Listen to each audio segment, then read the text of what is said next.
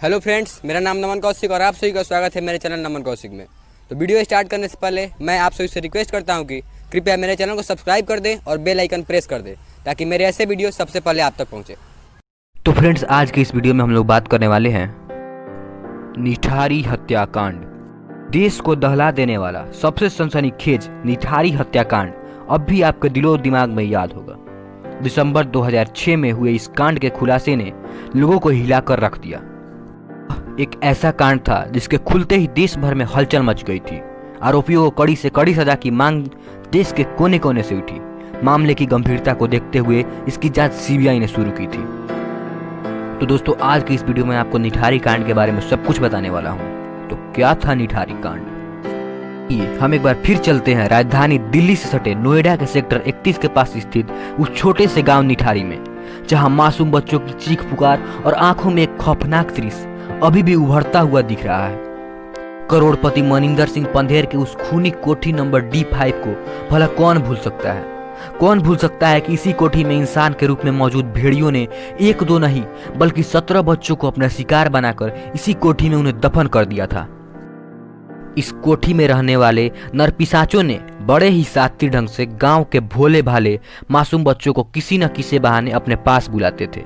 इसके बाद उनके साथ हैवानियत की हदें पार कर उनकी हत्या करने के बाद लाश के टुकड़े टुकड़े कर नालों में बहा देते थे। क्या क्या नहीं किया इस कोठी के मालिक और उसके नौकर सुरेंद्र कोहली ने। मासूम बच्चों को अपनी कोठी में ले जाकर उसके साथ कुकर्म करने के बाद उसका गला घोंटकर हत्या की जाती थी। इतने से मन नहीं भरता था तो उसके 100 के छोटे छोटे टुकड़े करके कुछ को पकाकर खाया जाता और कुछ को कोठी के आगे बहने वाले नाले में फेंक दिया जाता था। ये खौफनाक सिलसिला करीब 1.5 साल से ज्यादा समय तक चला, लेकिन किसी की भी नजर इस कोठी पर नहीं पड़ा। हाँ, इतना जरूर हुआ कि कोठी के पास स्थित पानी के एक टंकी के आसपास से बच्चों को गायब होने का शक जरूर हुआ। हालांकि गांव वालों ने तब यह मान लिया कि जरूर पानी के टंकी पर कोई भूत रहता है जो बच्चों को निगल जाता है। लेकिन दिसंबर 2006 में एक लापता लड़की के बारे में जांच के दौरान ये पता चला कि इसकी हत्या कोहली ने की है और पुलिस ने इस मामले की जांच गहराई से शुरू कर दी। एक के बाद एक मामले खुलते गए। जांच दल को बड़े पैमाने पर बच्चों की हत्याओं के बारे में पता चला। कोहली जिस मकान में घरेलू नौकर के रूप में काम करता था, उसके समीप एक नालों में बच्चों की कंकाल बरामद हुए।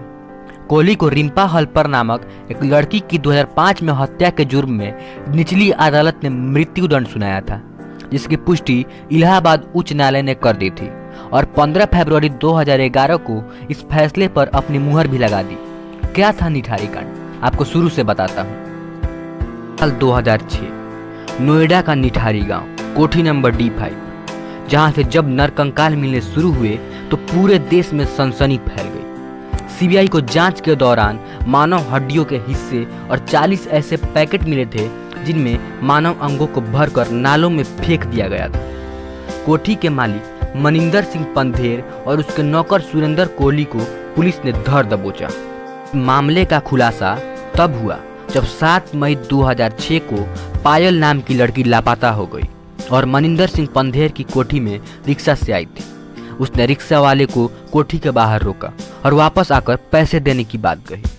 काफी देर बाद जब वो वापस नहीं आई तो रिक्शे वाले ने कोठी के दरवाजे को खटखटाया और जब अंदर देखा तो उसे कुछ नहीं दिखाई दिया। इस पर उसे सुरेंद्र कोहली ने बताया कि पायल काफी देर पहले जा चुकी है। रिक्शे वाले का कहना था कि वह कोठी के सामने ही था। पायल बाहर नहीं निकली। ये बात उसने पायल के घरवाले तक पहुंचा दी। इसके बाद पायल के पिता नंदलाल ने FIR लिखवाई कि उसकी बेटी कोठी से गायब हो गई। पुलिस पूरी तरह से जांच में जुट गई। नंदलाल लगातार पुलिस पर खोजबीन का दबाव बना रहा था। इससे पहले निठारी से 1 दर्जन से ज्यादा बच्चे गायब हो गए थे। पुलिस को जानकारी मिली कि पायल के पास एक मोबाइल फोन था जो घटना के बाद स्विच ऑफ था। पुलिस ने उस नंबर की कॉल रिकॉर्डिंग निकलवाई तो मुंबई के नंबर मिले। उन नंबरों की जांच की गई तो उसमें सुराग मिल गया। उसके आधार पर ही पुलिस ने कोठी पर छापा मारा। इस तरह से निठारी के नरपिशाच का काला सच सबके सामने आ गया। कोहली को सिलसिलेवार हत्यारा करार देते हुए अदालत ने कहा था कि उसके प्रति कोई दया नहीं दिखाई जानी चाहिए। कोहली के खिलाफ कुल 16 मामले दर्ज किए गए। उसके अनुसार मनिंदर सिंह पंधेर को भी रिम्पा हलदार मामले में मृत्युदंड सुनाया गया था, लेकिन इलाहाबाद उच्च न्यायालय ने उसे बरी कर दिया। कोहली के खिलाफ दर्ज 16 मामलों में से 5 में उसे मृत्युदंड सुनाया गया, जबकि शेष अभी विचाराधीन है। इसमें 13 फरवरी 2009 को सीबीआई विशेष न्यायाधीश रामा जैन ने सुरेंद्र कोहली और मनिंदर सिंह पंधेर को फांसी की सजा सुनाई थी। कालांतर ने इलाहाबाद हाई कोर्ट ने मनिंदर सिंह पंधेर को बरी कर दिया, जबकि सुरेंद्र का सजा बरकरार रखी। सुप्रीम कोर्ट ने भी सुरेंद्र कोहली की सजा को बरकरार रखते हुए अपील को खारिज कर दिया। वहीं आरती मर्डर केस में 12 मई 2010 को इस मामले में सीबीआई विशेष न्यायाधीश डॉक्टर AK सिंह ने आरोपी सुरेंद्र कोहली को दोषी मानते हुए फांसी की सजा सुनाई। ये सजा कॉन्फर्मेशन के लिए इलाहाबाद हाई कोर्ट में पेंडिंग है, जबकि दीपाली मर्डर केस में 12 दिसंबर 2010 को सीबीआई कोर्ट ने दीपाली के मर्डर के लिए सुरेंद्र कोहली को दोषी माना और फांसी की सजा सुनाई। 28 सितंबर 2010 को रचना लाल मर्डर केस में सीबीआई के विशेष न्यायाधीश डॉक्टर AK सिंह ने सुरेंद्र कोहली को दोषी मानते हुए फांसी की सजा सुनाई।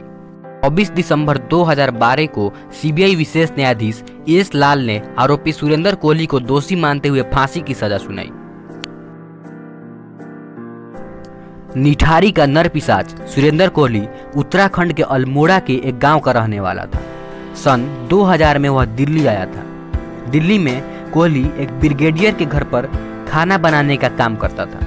बताते हैं कि वह काफी स्वादिष्ट खाना बनाता था। सन 2003 में मनिंदर सिंह पंधेर ने संपर्क करके सुरेंद्र कोहली को अपने पास रख लिया और उसे नोएडा सेक्टर 31 के D5 कोठी में काम मिल गया।